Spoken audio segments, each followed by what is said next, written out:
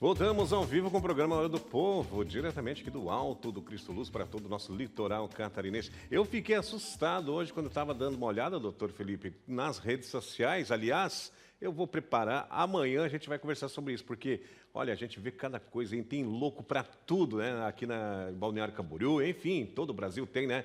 Como é que uma pessoa, depois isso vai ser assunto também,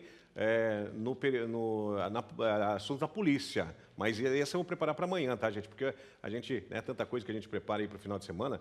Mas como é que uma pessoa fica pelado na Avenida Atlântica? Me diga, hã? Um homem peladão lá na praia, na Avenida Atlântica, perturbando as mulheres. Chegou a ver isso, Eric? Não. Chegou a ver isso? Um homem peladão na praia lá, né? A polícia foi lá, com certeza, foi parar na delegacia, né? Mas olha, como é que pode, gente? Olha, o mundo está perdido mesmo, não tem jeito. Mas amanhã nós vamos comentar sobre isso. Pode ficar tranquilo que a gente vai comentar sobre isso. Vamos lá, doutor Felipe Becker tem mais perguntas. Bom dia, doutor. Não quero, doutor, que meu pai se aproxime, ou melhor, que o pai da minha filha se aproxime da minha filha, porque eu soube que ele estaria usando drogas. Para pedir esse afastamento, doutor, é na polícia, a dúvida, né, da telespectadora, é na polícia ou por meio de processo, doutor?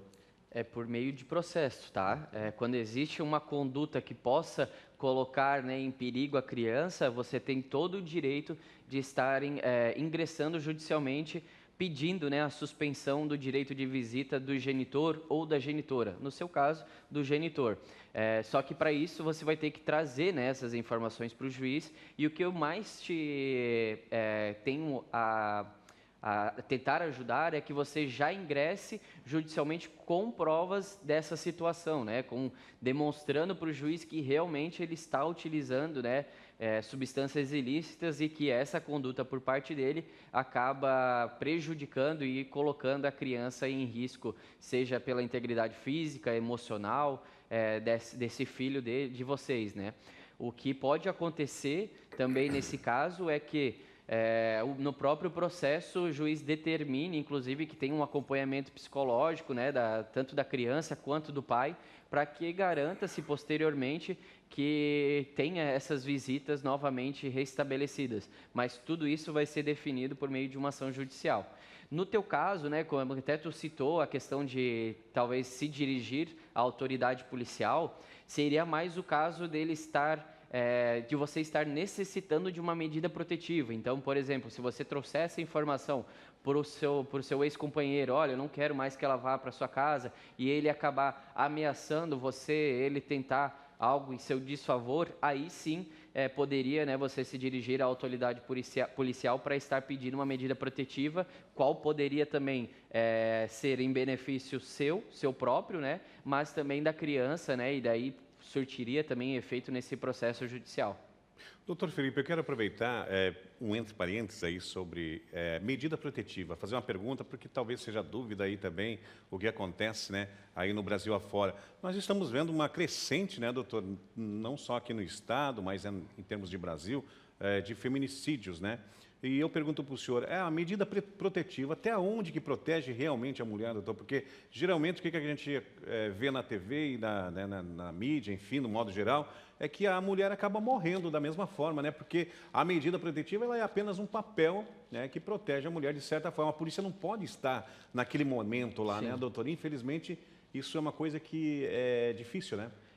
Porque a gente está lidando com pessoas, né, Dilson? Então, assim, por mais que exista essa determinação judicial, né, a gente tem que partir do pressuposto que quem vai ter que respeitar é, por exemplo, o homem, né? Então, assim, muitas vezes a efetividade de uma medida protetiva, ela tende a não se concretizar por meio pode-se dizer, né, da doença, da agressividade do companheiro, né, do ex-companheiro. Então, assim, existe sim a medida protetiva, ela é benéfica, né, para a nossa sociedade, em especial para a mulher, mas a gente sabe que existe muita dificuldade hoje pelos problemas psicológicos que muitas vezes esses homens acabam enfrentando e deixam prevalecer, né, e acabam agredindo e cometendo esses feminicídios.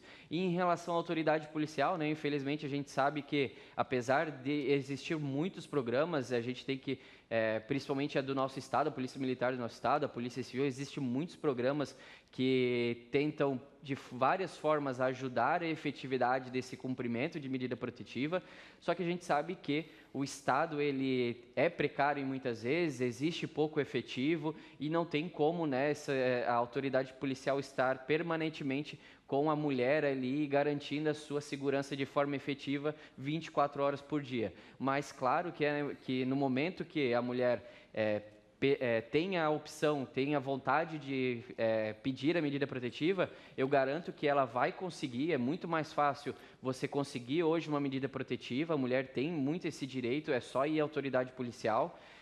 E também, né, quando existe esse descumprimento, que ela tem ideia de que o ex-companheiro está descumprindo essa medida protetiva, a polícia vai sim, né, a partir do momento que ela ligar, existe o botão do pânico, existe aplicativos direcionados exclusivamente ao cumprimento de medida protetiva, né, em favor da mulher. Então, é importante sempre que ocorrer esse descumprimento, a mulher entrar em contato com a autoridade policial, porque eles vão sim até o local. O problema é que muitas vezes a polícia acaba, né, tendo a falta de efetivo e aí acaba tendo essas lamentáveis situações. São ferramentas que têm que ser usadas, né, doutor, independente, né, porque infelizmente, é claro, a polícia não vai conseguir chegar, né, a tempo, a não ser que a pessoa suspeite, né, que o ex-marido, o ex-companheiro, o agressor, né, doutor, está rondando, está por ali, já liga para a polícia, né, ó, né, está por perto, complicado essa situação, mas vamos lá. Aqui tem mais perguntas, doutor. Vamos lá.